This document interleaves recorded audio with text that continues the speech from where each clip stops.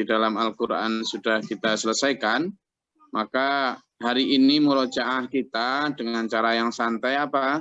Kita ngobrol aja dari keseluruhan yang sudah kita pelajari, terutama kalau dulur-dulur yang ikut Zoom ini mungkin baru sekitar 2-3 tahun terakhir ini sejak pandemi terutama, sehingga mungkin baru mengikuti sekitar 3-4 juz terakhir. Nah, tetapi kita akan membahas semuanya, tentu nggak mungkin sehari selesai ya. Sehingga kita bisa hari ini membahas apa saja yang terkait dengan hidup dan kehidupan, terkait dengan firman Allah, terkait dengan ajaran Islam, terkait dengan topik-topik yang terkini, kita hubungkan dengan ajaran Islam. Mungkin ada beberapa hal yang sifatnya perlu dibahas bersama. Silakan, ayo kita ngobrol, bisa bertanya, bisa menyatakan sesuatu, ya, sambil diperlihatkan syukurannya. Nah, mana Pak Slamet itu? Mana ininya? Syukuran makanannya mana? Mana Pak Jo? Apa Pak Jo? Tabanan tuh? Minyak goreng. Minyak goreng. Kok minyak goreng ya? Oh, apa itu? Pohon rebus, Gus. Oh, pohon rebus sama air hangat. Oke. Sama roti. Oke. Ayo, Mojopahit, Mojopahit. Mojopahit. Delanggu Mojopahit. Delanggu Mojopahit. Iki ana hayam buruk karo Gajah Mada iki. Sedang apa makanannya? Siap, Gus. Hah? Sama wedang jahe, Gus. Wedang jahe. Nah, itu seger alhamdulillah. Oke, Mojokerto wedang jahe. Sama pisang kocok, Gus. Oke. Gus. Apa? Kutai Kertanegara.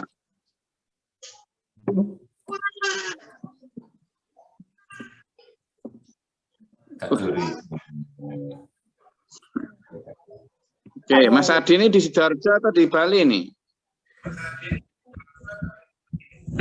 Kan Sidoarjo. Wah, ini berarti di Gelora Delta ini sekarang. Boten. tak kira yang tim sholawat tadi. Boten saged bayangke lewati dalane. Iya. Apa syukurannya Mas Adi pagi ini? Kita syukuran apa ini? Nembe dimasak nih. Pokoknya jangan bilang opor ayam, ayamnya baru dikejar loh ya. Insya Allah. Ya. Oke, Lumajang. Lumajang apa ini syukurannya? Bolet goreng. Bolet goreng. Ya wes, bolet goreng. Gustin Delanggu, Trowulan. Dari Trowulan apa ini syukurannya? Ketan durian, Gus. Apa? Ketan durian. Wih, ketan durian, Rek. Makanya dari tadi aku nyium baunya durian kok nggak ada, Pak. Ini gimana ini?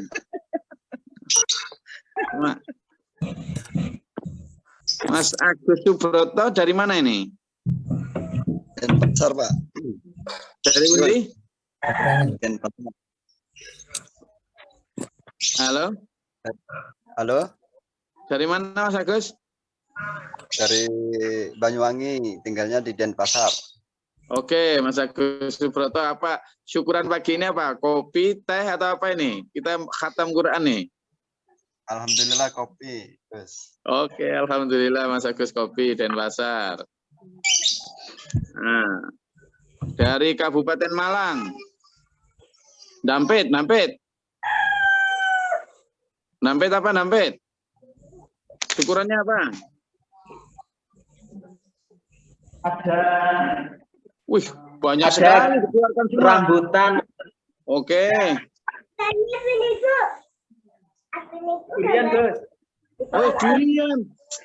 Ini namanya mengiming-iming, hanya PHP. Ini Mas Adi, masa baunya nyampe sini tapi. Oke. Nah gini ku. Nah, Banjarnegara, salah ini jelas. Wih, besok makan salah atau Banjarnegara apa ini Banjarnegara?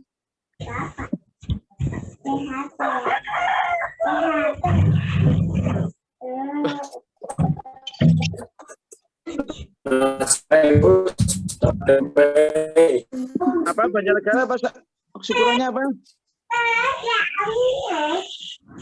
Nasi goreng Gus sama tempe. Kerupuk, nasi goreng.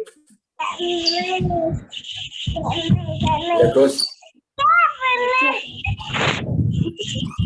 Oke. Banjarnegara. Lampung Tengah. Apa Lampung Tengah ini? Syukurannya. Ini kita khataman pas abad ini. Ayo. Enggak kita sengaja kok. Pas kita syukuran ini barengan ini. Lampung Tengah, Mas Mahmud apa syukurannya? Ya, tak ada kabar ibu. Waduh, ini siapa yang lagi marahin ibunya ini? Godok. Oke, Magetan. Oh, Kak. HP ini ibu mau gawe kita. Magetan? Kacang, Gus. Kacang rebus. Kacang. Oke, kacang rebus saja. Oke. Ini Bu Dia dari Australia sedang sambil nyetir ini, nggak mungkin ada makanan ini. Sedang nyetir ke tempat kerja. Ya wes, dengerin sama bayangkan aja syukurannya dulur-dulur Bu Dia. Oke. Yeah. Dari Kedung Pring Lamongan, apa? Syukurannya. Ini harus dinyalakan semua kameranya. Kameranya hari ini kita sedang bersyukur saat sambil ngobrol santai soalnya. Jadi ngobrol tapi tetap tentang tafsir kita. Ambil ini karena barusan khataman. Ayo, dinyala ini kameranya. Blora apa Blora? Blora Jawa Tengah. Syukurannya apa?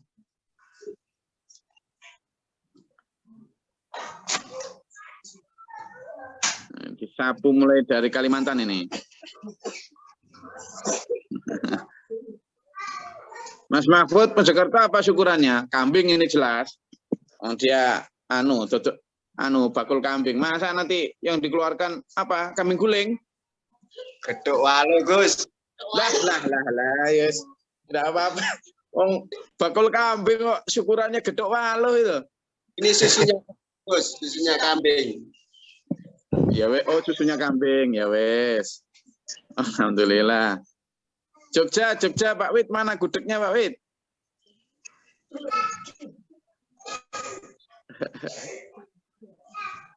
Hotel, alhamdulillah ya sudah. Lampung Utara. Mana kameranya nggak nyala itu, nggak punya jajanan ini mesti. Ayo, cepu Blora. Lampung Utara lagi di dalam nyetir, Gus. Oh, masih di nge-grab. Gus. Mana cepu punya apa cepu ini? Cepu sarapan, Gus. Mana coba lihat sarapannya. No pics hoax.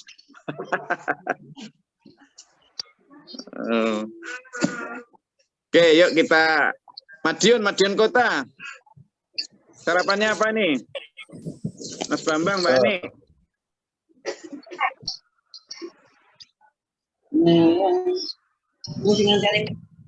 Madiun Kota apa? Pecel Madiun. Baru mau nyari. Mau nyari. Ya opong syukurannya sekarang baru mau nyari itu loh. Nasi pecel Gus nanti. Oke, pecel. Madiun memang harus pecel. Cuma yang dikirim ke Bali belum ada. Kayaknya telat ini kiriman pecelnya ini. Banyuwangi, Banyuwangi. Pak Ogo, Mbak Ririn. Ayo. Bakar sate Gus. Bakar sate, enggak apa-apa, alhamdulillah. Oke, sambil dinyalain semua kameranya. Gimana? Ini lagi syukuran apa? Sampai ulang tahun. Syukuran ulang tahunnya Al-Quran. Orang tahu karena kita sudah khatam. Kemarin kita selesaikan surat An-Nas. Dan kemarin kita berpuasa. Hari ini kita syukuran karena dimampukan Allah. Dituntun Allah sampai selesai khatam. Mulai surat Al-Baqarah, Al-Fatihah sampai An-Nas. Hampir diselesaikan hampir 10 tahun ini. Sehingga hari ini kita bersyukur. Kemarin sudah saya umumkan, ayo sambil membawa karunia Allah berupa makanan khas masing-masing. Kita nikmati sambil diskusi. Monggo sekarang kita mulai diskusi. Sambil ditunjukkan makanannya biar segar itu. Monggo. Saya makanan yang disediakan adalah ini.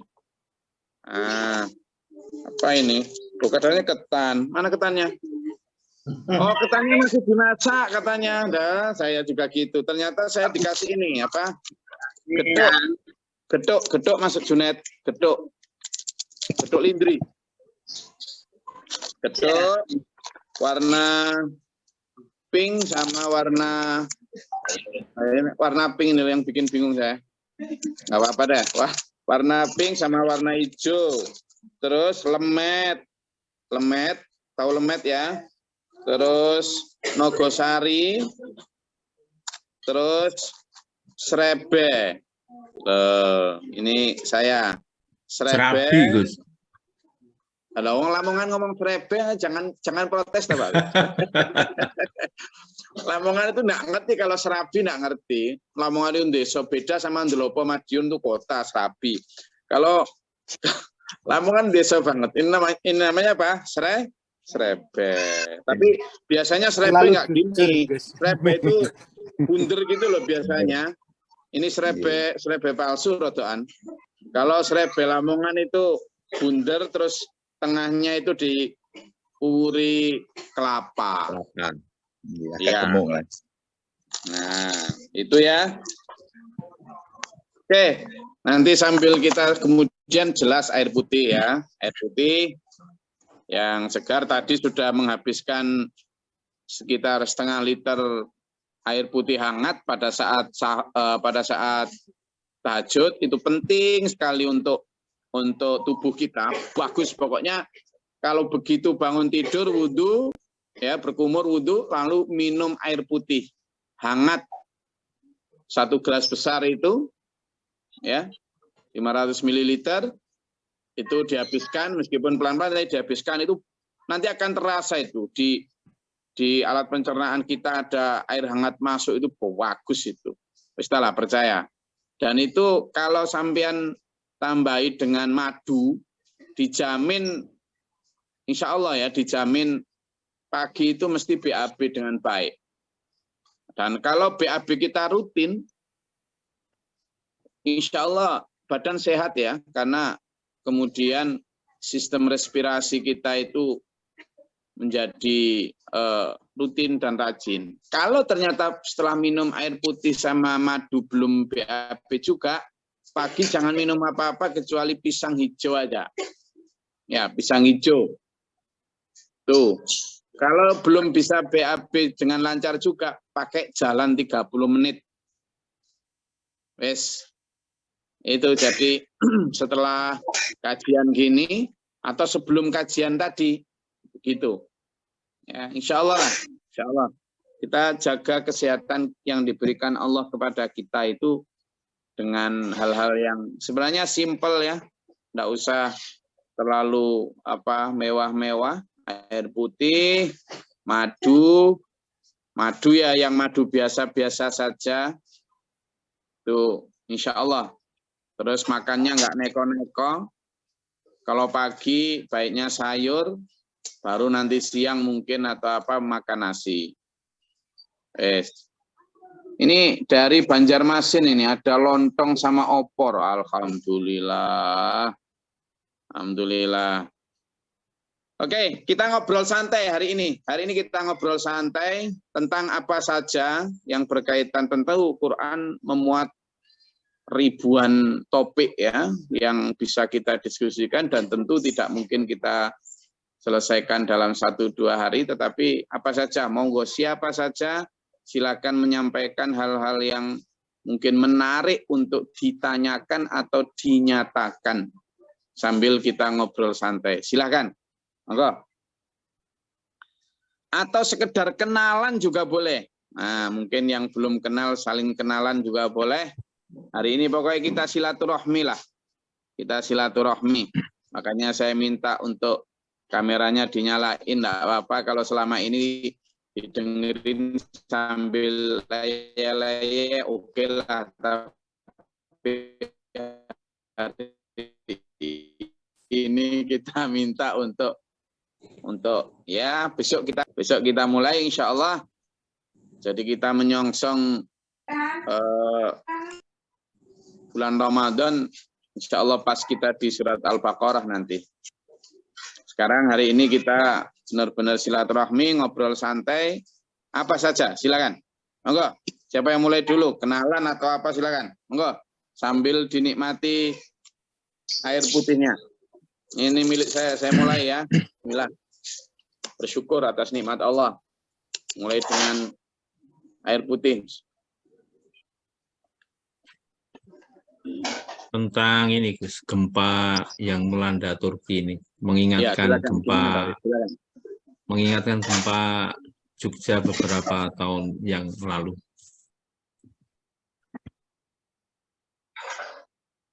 Mungkin di Al-Quran ada yang menyangkut tentang kegempaan. Terus bunti Pak Wid. Nah, gempa yang terjadi di Turki saat ini mengingatkan kita, khususnya saya, terkait dengan gempa di Jogja beberapa tahun yang lalu yang luar biasa.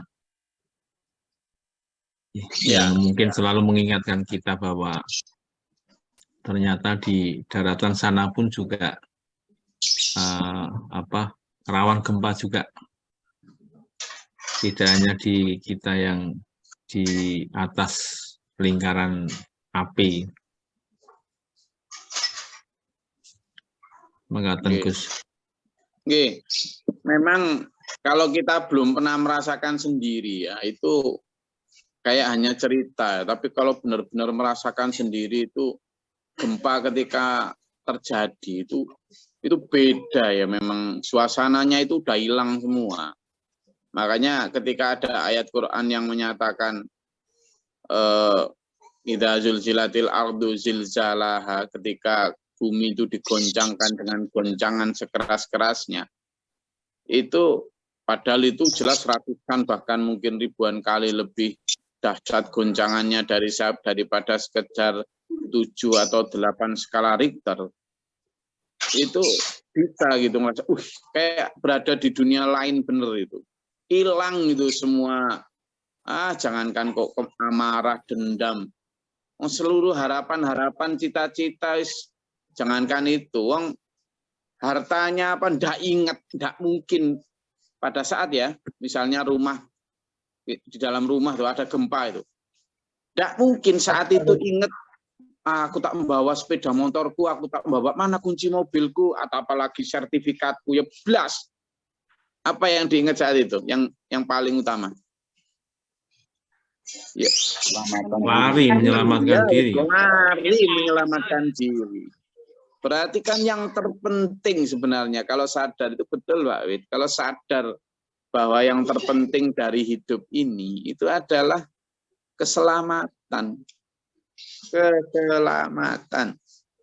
Kalau pada saat gempa kita diingatkan tentang keselamatan badan ini. Padahal kita juga pada saat nanti gempa kiamat itu ya keselamatan ruhani ini. Itu. Iya benar itu. Waduh. Ya kasihan juga ini. Terus pelajaran juga itu. Karena semakin mendekati kiamat itu kan semakin sering gempa kata Nabi. Satu di antara tanda-tanda kiamat itu adalah semakin seringnya gempa. Nah, padahal gempa itu semakin sering, semakin banyak korban bencana, itu manusia itu menjadi ini yang dampak buruk, semakin kebal terhadap berita sehingga empati itu agak berkurang gitu. Iya, terutama sejak gempa tsunami di Aceh, di mana dari skala wilayah yang terdampak maupun jumlah korban, baik kualitas maupun kuantitas, itu sudah hampir tidak bisa nyamai ke bencana manapun di Indonesia saat ini. Sehingga kalau ada bencana-bencana selanjutnya, ketika korbannya itu misalnya 10, 100 gitu, kita kayak enggak, wah cuma dikit, ngawur kita ini kadang. Karena apa? Karena kita bandingkan dengan sebelumnya, sehingga ada semacam penurunan empati, ada semacam degradasi kepedulian makin hari itu. Kayak gini misalnya lihat di Turki itu kan, kalau lihat video-videonya kan luar biasa itu, gedung-gedung kan ambruk total gitu ya. Itu jadi dimanapun bumi memang betul loh, tidak ada yang aman dari bencana karena Allah punya 1000 cara untuk memberi peringatan kepada manusia, mulai dari gempa, banjir, angin, taufan, sampai hujan yang di petir dan lain sebagainya, sampai penyakit gitu ya. Jadi ya itu satu di antara yang perlu kita jadikan peringatan. Ada lagi, silakan. Izin Gus. Assalamualaikum.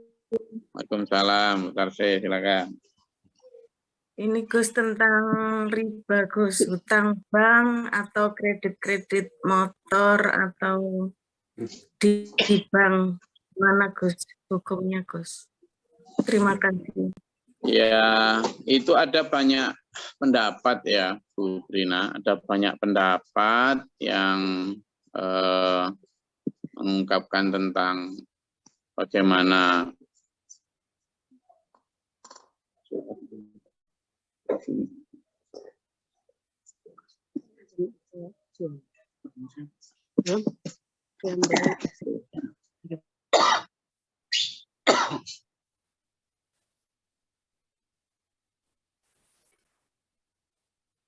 jadi ada banyak pendapat Bu Rina yang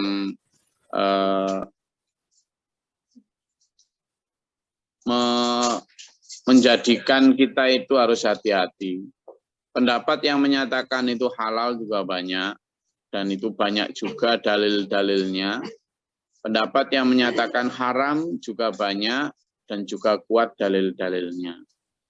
Nah, sehingga kita ya lebih arif. Kalau saya memilih untuk meninggalkan itu. Ya, saya meninggalkan itu. Karena kalau ada perbedaan pendapat yang tajam seperti itu, berarti kan ragu. Nah, saya memilih untuk meninggalkan yang ragu kepada yang tidak ragu. Da'ma yuribuka ilama la yuribuka. Tinggalkan apa yang meragukan kepada apa yang tidak meragukan.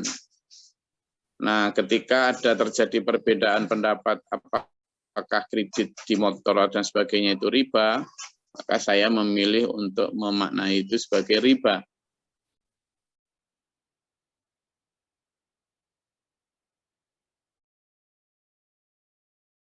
Itu semacam hutang ya, hampir sama dengan hutang yang berbunga. Terutama kalau hal-hal yang pokoknya kalau hal-hal yang sudah melibatkan perbankan itu sudah pasti berbunga.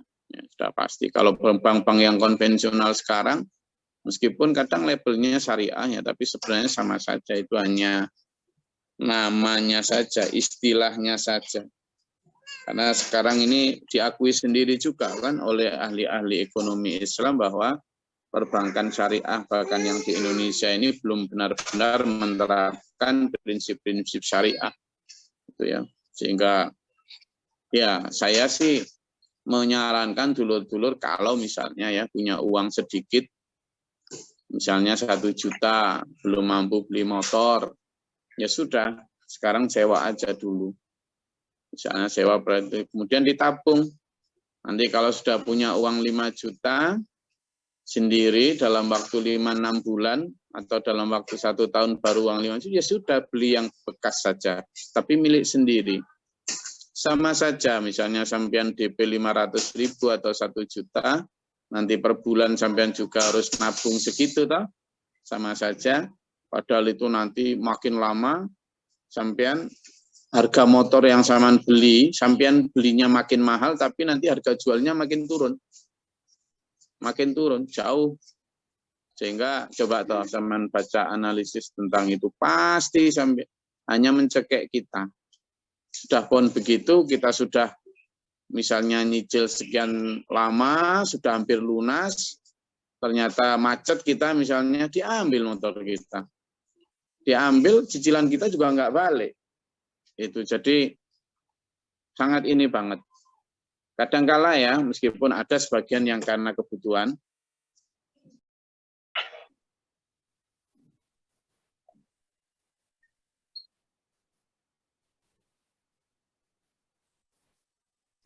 jadi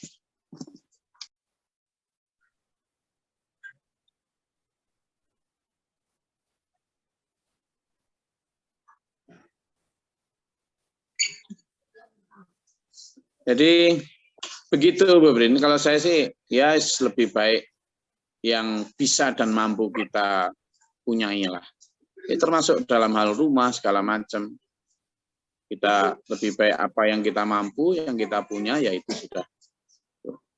Memang perbankan itu berusaha menanamkan satu pemahaman bahwa kalau ndak utang gimana, nggak mungkin hidup gitu seolah-olah. Memang dibikin begitu dengan berbagai macam. Kalau saya sih lebih baik dihindari, karena pasti yang muncul ketidaktenangan hati. Ya dah, yang muncul pasti was-was.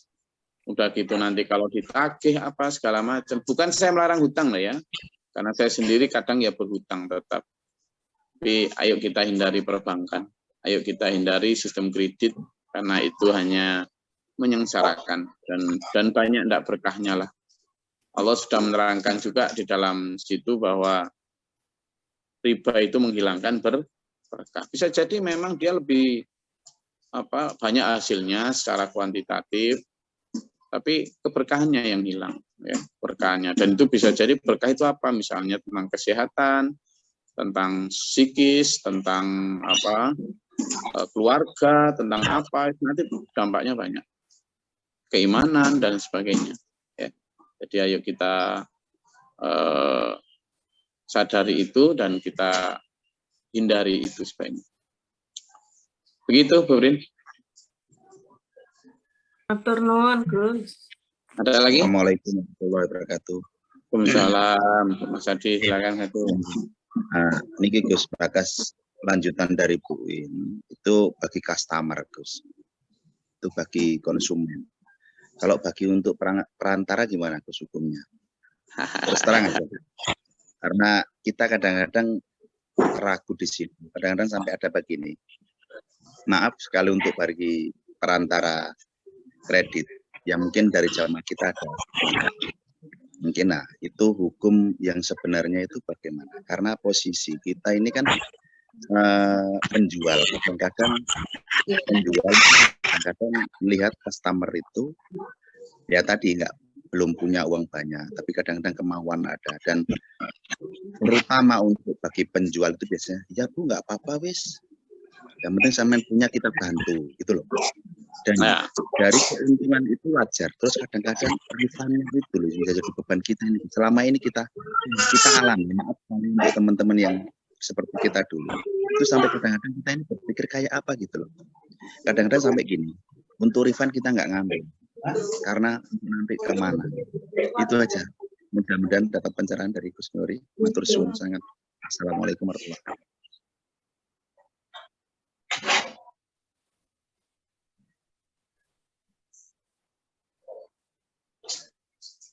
Jadi gini Mas Adi, kalau di tingkat penjual, intinya sama, kita jualan apapun, kita ingin tetap halalan, toyiban. Halal dan toyib. Toyib itu sehat, baik. Maka sesedikit apapun, sentuhan kita dengan hal-hal yang meragukan, termasuk riba, itu sebisa mungkin kita hindari. Misalnya Mas Adi jual mobil atau jual motor, punya showroom misalnya. Maka ketika kita misalnya ada customer datang, wah Mas Adi saya cuma punya uang 10 juta, padahal mobilnya harga 100 juta. Gimana Mas Adi? Saya bisa nyicil enggak? Waduh, saya enggak bisa ngasih cicilan. Kalau saya ke perbankan itu hak nyenengan, tapi saya enggak mau, saya enggak bisa mengantarkan atau memberi apa. Pokoknya Anda datang ke sini atau Anda dengan siapapun datang ke sini dengan uang cash ya saya bayar. Biasanya itu kan gini itu ya. Itu kan perbankan memberi pihak showroom itu insentif. Kalau ada orang yang beli mobil di sini dengan sistem kredit, kamu nanti tak kasih bagian sekian persen kan gitu. Sehingga sekarang showroom itu lebih senang kalau pembeli itu dengan sistem kredit. Itu yang senang. Kenapa? Karena sekarang justru showroom-showroom itu lebih banyak mengambil margin atau mengambil laba itu ya dari insentif yang diberikan oleh para perbankan. Padahal aslinya perdagangan itu kan yang mengambil margin dari harga beli kepada harga jual. Sekarang ini showroom-showroom itu dipaksa oleh perbankan untuk tergantung kepada belas kasihan mereka. Nah ini loh yang sebenarnya sedang terjadi pergeseran. Dan sebenarnya saya berharap para pedagang ini sudah mulai kembali kepada perdagangan murni yang jelas-jelas berkah. Kenapa sampai kemudian dagang itu dianggap sebagai satu profesi yang berkah? Karena itu tadi, karena ada margin yang jujur, yang apa adanya. Dari apa? Saya beli harga 10 juta, saya jual lagi harga 15 atau 12 juta. Jelas itu. Tapi sekarang kan enggak. Saya belinya saya saja loh. Lewat perbankan. Jadi saya kulaan itu utang bank juga, kemudian nanti saya jualnya lagi juga orang beli itu lewat perbankan lagi. Jadi kan akhirnya tambah banyak sentuhan dengan riba ya. Tapi saya gimana Gus? Ya minimal sekarang penjualan saja. Ketika kita punya barang, dan ada orang yang ingin membeli dengan sistem kredit, itu hak mereka, silakan. Tapi silakan kamu langsung hubungan dengan siapa? Dengan siapapun, dengan perbankan atau dengan pengkreditan. Saya tidak punya koneksi, tapi saya tidak mempersilahkan. Karena kalau saya mempersilahkan itu sama saja dengan memberi jalan. Itu sama saja dengan bir itu haram. Kemudian saya tidak minum. Saya juga tidak jualan bir, tapi saya memberitahu di mana tempat beli bir. Itu aja sudah kena itu. Nah, sehingga riba itu seperti itu, Mas Adi. Saya memang menyampaikan ini dengan berat hati ya, tetapi akan tetap saya sampaikan karena saya sayang sama sampean. Jangan sampai nanti masih ada sangkut paut dengan itu ya. Kenapa? Karena riba itu coba nanti sampean googling sendiri ya. Itu ininya banget. Dampaknya terhadap keimanan, terhadap keberkahan, terhadap keluarga, terhadap ketenangan hati itu besar sekali. Sehingga dan banyak tetapi Mas Adi yang memberikan fatwa berbeda dari apa yang saya sampaikan ini. Jadi memang sangat terhadap kita tetap harus jualan ya. Artinya beberapa kali juga misalnya Gus Pio itu jualan motor itu, Mas bisa kredit nggak? Itu padahal jualan motor nggak di showroom, itu hanya 1-2 aja itu. Itu kalau misalnya dihubungkan ke bank gitu kan, pengkreditan itu seneng kalau dapat customer gitu ya. Tapi kan kita sedang mendidik orang untuk terjerumus dalam jeratan mereka, kasihan juga. Showroom enak dapat cash toh, gitu. Tetapi kasihan si siapa ininya. Sehingga tidak melarang kita ada orang beli tanpa memberitahu kita, sebenarnya dia ke kredit atau apa, silahkan itu urusan dia ya. Tapi kita dapatnya itu dapat cash itu akan lebih baik. Ya, matur suwun. Tapi tetap jualan Mas Hadi ya, tetap jualan mobil Mas Hadi. Nanti kalau ada mobil-mobil murah, ayo kita kerjasama, nggak apa-apa. Beritahu saya Mas Hadi. Karena ada teman saya yang udah takut ini sama jual sama saya. Nanti kalau tapi murah-murah, yang DK-DK aja dikirim ke sini nanti. Ini ada, saya punya dulur Pak Jo, ada dulur Mas Saipul yang ini siap menerima DK-DK ini. Maaf teman-teman yang lain. Niki tentang niki Gus. Nah, kalau sambil dimakan ini, saya sedang menikmati apa ini? Pisang. Nah, silakan Mas Edi. Ada anak kecil yang meninggal, mungkin umur di bawah balita. Sampai dari dulu saya pengen tanya ini tentang hal ini. Ibu yang pernah melahirkan anak di bawah umur balita, di bawah balik, usia balik, katanya dia bisa menolong ibunya melahirkan. Ada sanjangannya ten Gus. Ya itu celengane ibu itu celengane wong tuane. Karena dekne meninggal sebelum balik. Karena anak kalau meninggal sebelum balik itu adalah surga. Ngoten Gus. Terus kadang-kadang niku nopo bener nopo mboten. Kalau anak meninggal sebelum balik itu bisa menolong orang tuanya atau ibunya. Ngoten Gus. Matur suwun. Assalamualaikum warahmatullahi wabarakatuh. Jadi itu janji Allah ya, janji Allah Mas Adi. Memang bayi yang meninggal sebelum balik itu ada di dalam hadis riwayat Ahmad ya. Dalam hadis riwayat Ahmad disebutkan, aku mendengar Ibnu Abbas itu, dari Ibnu Abbas berkata, aku mendengar Rasulullah SAW bersabda, barang siapa dari umatku mempunyai 2 farad, farad itu kematian anak kecil ya, maka ia akan masuk surga. Kemudian Aisyah berkata, aku rela berkorban demi itu, bagaimana nasib yang hanya mempunyai 1 anak kecil yang mati. Lalu beliau bersabda, begitu pula yang mempunyai 1 farad atau wahai wanita yang menyepakati kebaikan. Dia berkata lagi, bagaimana umatmu yang tidak mempunyai farad? Beliau berkata, maka akulah farad bagi umatku.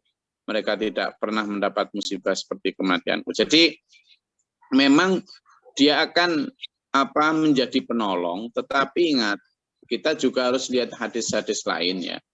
Bukan berarti kemudian setiap orang bayi yang meninggal lalu ibunya pasti masuk surga, ya enggak juga ya. Juga tergantung siapa? Tergantung ibunya juga, perilaku ibunya dan lain sebagainya. Tetapi memang benar bahwa ada faktor penguat atau faktor penolong dari bayi yang dilahirkan dan meninggal saat kecil itu ya. Jadi itu menjadi janji Allah bahwa sangat beralasan bahwa orang tua yang kehilangan anaknya ketika balik itu akan mendapat balasan surga itu, tapi jangan disalahartikan bahwa wis anakku wis mati maka saya bisa semau saya, enggak usah ibadah, terus melakukan dosa seenaknya, ya enggak gitu juga. Ya, artinya apa? Itu nanti akan menjadi tambahan ya, tambahan penguat atau tambahan biaya untuk masuk surganya kita. Sehingga itu janji Allah memang ya dia bisa menjadi semacam penambah faktor kenapa kita bisa masuk surga. Itu pun kalau kita ikhlas dan sebagainya ya. Karena kalau bayinya mati tapi kemudian meratap-ratap itu ya nggak dapat apa-apa juga itu ya. Oke. Oke, yang lain silakan. Oke. Ada lagi?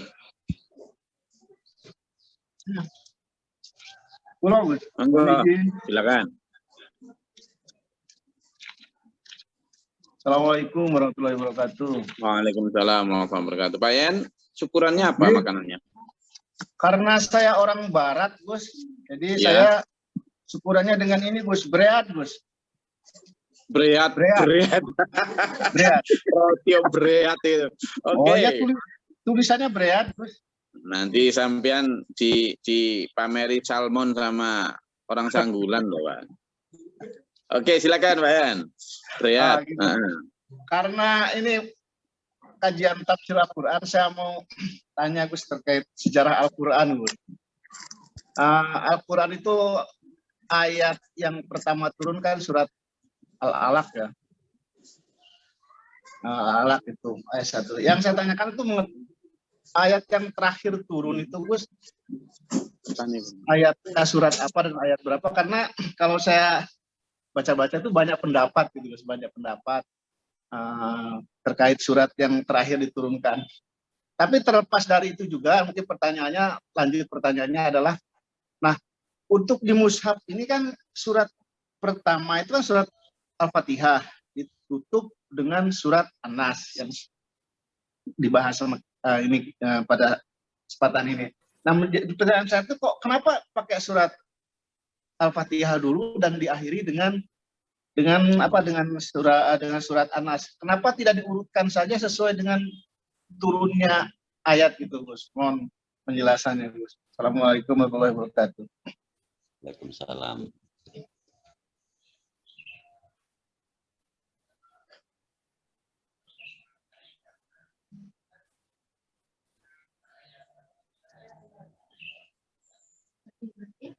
Kalau pertanyaannya itu adalah apa surat terakhir yang diturunkan di dalam Al-Quran itu, memang benar ada beberapa pendapat bahwa ayat terakhir yang diturunkan itu justru mengenai riba loh, ya. Mengenai riba, yakni di surat Al-Baqarah ayat 278 itu. A'udzubillahi minasyaitonirrajim ya ayyuhalladzina amanu taqullaha wa daru ma baqiya minar riba itu. Kemudian tapi ada juga yang berpendapat bahwa ayat terakhir itu adalah surat Al-Baqarah ayat 281.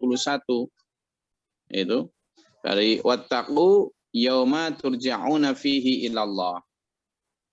Ya, ini karena didasarkan pada hadis riwayat An-Nasa'i dan lain-lain Ibnu Abbas.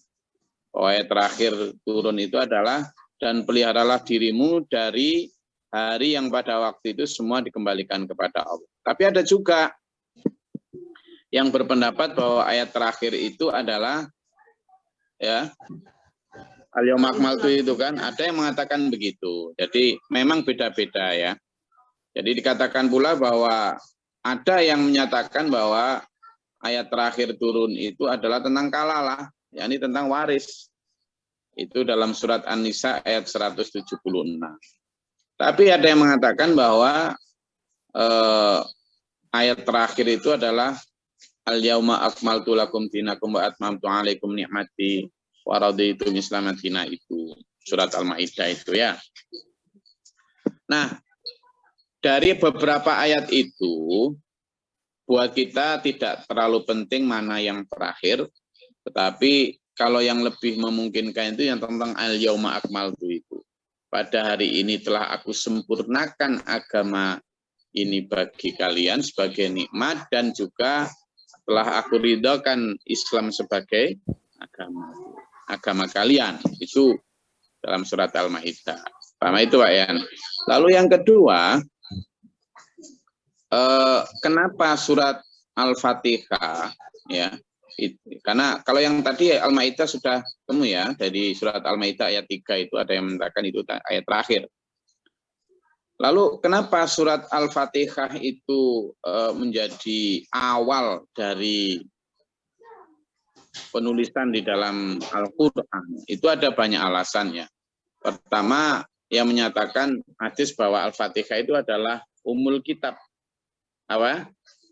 Umul kitab atau penghulu dari kitab. Dan itu juga Nabi sendiri yang menyatakan. Artinya kenapa? Karena surat Al-Fatihah itu secara bahasa memang artinya adalah pembukaan, the opening, the prologue, ya, pembukaan. Kalau di dalam Undang-Undang Dasar itu ada preambul itu, pembukaan yang biasanya dibaca pada saat upacara itu.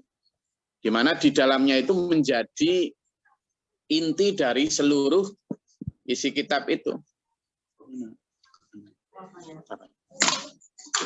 Jadi isi kitab itu. Nah, Al-Fatihah bukan hanya penempatan yang pertama, melainkan surat ini paling awal diturunkan oleh Allah selain di surat Al-Alaq, Iqra itu.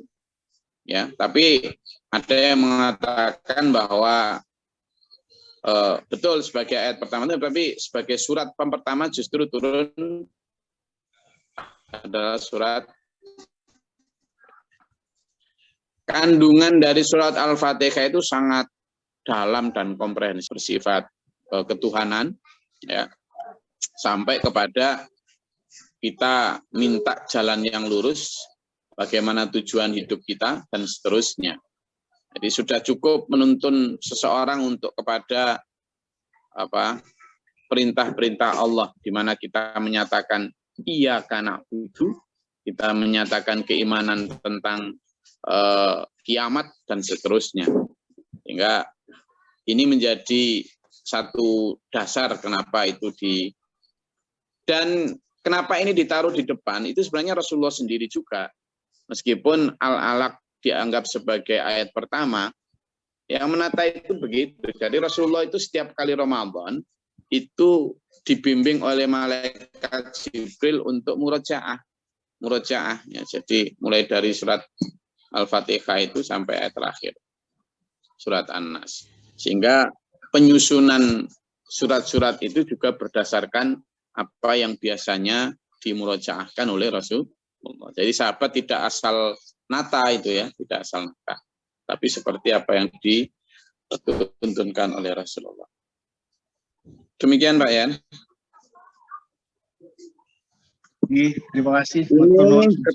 Ketan saya sudah datang dan karena waktunya juga sudah mulai habis. Ini ketan saya sudah datang, kita wuri dengan kelapa dan Anda bisa melihat kebul-kebulannya asapnya masih ngebul. Saya memang sengaja ngiming-ngiming hampir semua. Betapa nikmatnya. Gimana? Ketan Bali, Gus. Oh, nggak tahu ini ketan Bali atau ketan mana, buat saya sama saja, lidah saya nggak pernah bertanya. Terus cocok jadi food blogger kayaknya, Gus. Iya, ini kalau dimakan nendang sekali rasanya dan ada legit-legit di sisi kanan lidah kita.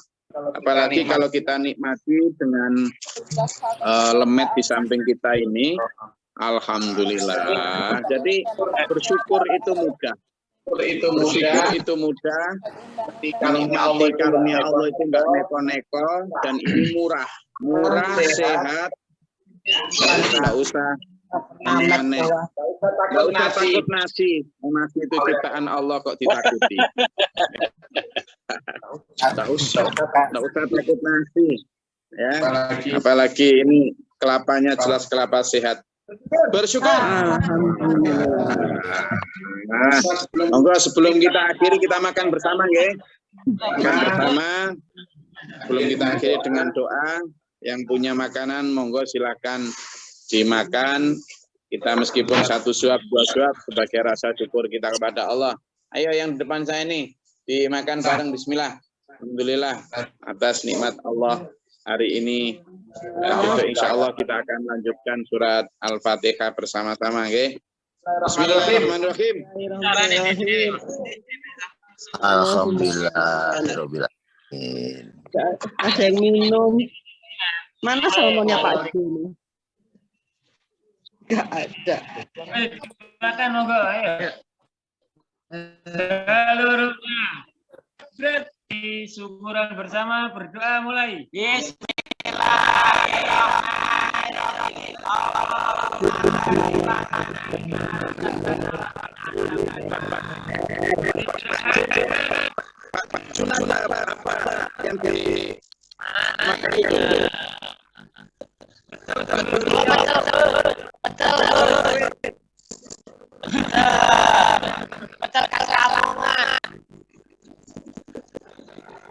Kalau kami ngomong khas Lamongan diprotes orang Lamongan karena Lamongan tidak punya khas pecel, diprotes orang Lamongan karena pecel khasnya Madiun. Ya, pecel itu memang makanan khas Madiun dan pure pertama. Dan insya Allah itu enak sekali. Mulai.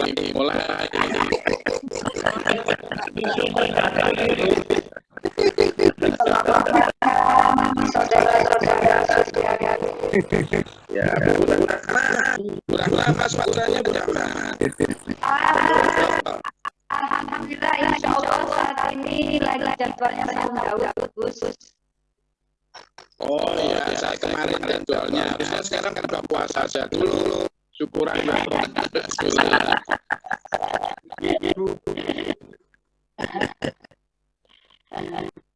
Alhamdulillah, monggo kita akhiri kajian kita pada pagi hari ini. Semoga bersama Al-Quran kita diberikan Allah berkah jasmani rohani, diberikan kesehatan lahir batin, diberikan Allah rezeki yang halal dan thayyibah, lancarkan urusan kita, berikan semua persoalan kita menjadi persoalan yang bisa diselesaikan dengan baik, dan Anda diberikan keluarga yang bismillah, sakinah mawaddah warahmah, dituntun oleh Allah di dalam Siratal Mustaqim ini, di dalam Ramadan ini, dikumpulkan bersama orang-orang saleh dan salihah, baik maupun di akhirat nanti, bahwa impian terbesar kita hanya satu, dan impian terbesar kita hanya satu, berada di dalam kampung surga nanti bersama orang-orang saleh, para rasul. Bismillah, kita tetap sabar di sini. Allahumma sholli ala sayyidina Allahumma ighfir lil mu'minin wal mu'minat wal muslimin wa ta'ala اللهم اهدنا فيمن هديت وعافنا فيمن عافيت ولا تكن توليت وبارك لنا فيما اعطيت وقنا شر ما قضيت فانك تقضي استغفر الله وصلى الله اللهم اجعلنا بلاء وربنا حسن ونجنا شيئا سبحانك ربنا نجنا ولنا شر من من ظالمين اللهم اعطنا في سنين الخاتمه اللهم اغفر لنا ببسمنا برحمتك اللهم صل على محمد ربنا آمنا واكتبنا مع الشاهدين ربنا لا تزغ قلوبنا بعد إذ هديتنا ربنا وهب لنا من لدنك ربنا إننا سمعنا مناديا ينادي للإيمان أن آمنوا فآمنا ربنا فاغفر لنا ذنوبنا وكفر عنا سيئاتنا ربنا وغفر اللهم صل قلوبنا صرف قلوبنا كل فؤاد من الجماعة والفرق اللهم انا نسالك البركه فما ينفع عمل بك اللهم اجعلنا امين ربنا لا تؤاخذنا نسينا وأخطأنا ربنا ولا تحمل علينا إنك ربنا ولا تحملنا ما لا طاقة لنا به واعف عنا واعف عنا واغفر لنا وارحمنا أنت مولانا فانصرنا على الكافرين أنت مولانا فانصرنا على المنافقين أنت مولانا فانصرنا على المشركين أنت مولانا فانصرنا على المرتدين أنت مولانا فانصرنا على الظالمين أنت مولانا فانصرنا على الكاذبين أنت مولانا فانصرنا على المكذبين أنت مولانا فانصرنا على الفاسقين أنت مولانا فانصرنا على الفاسقين أنت مولانا فانصرنا على المجرمين أنت مولانا فانصرنا على المجاهدين من شر الشياطين ربنا اجعلنا مسلمين لك ومن مسلمة وارنا من سنة وعلينا انك التواب الرحيم ربنا اتنا في الدنيا حسنة وفي الآخرة حسنة وقنا عذاب النار ربنا لنا الصبر والصبر ربنا ونقبل دعاء انك انت السميع العليم من الله من الدستور والرسول سبحان ربك رب العزة عما يصفون وسلام على المرسلين Alhamdulillahirabbil alamin. Assalamualaikum warahmatullahi wabarakatuh. Waalaikumsalam warahmatullahi wabarakatuh.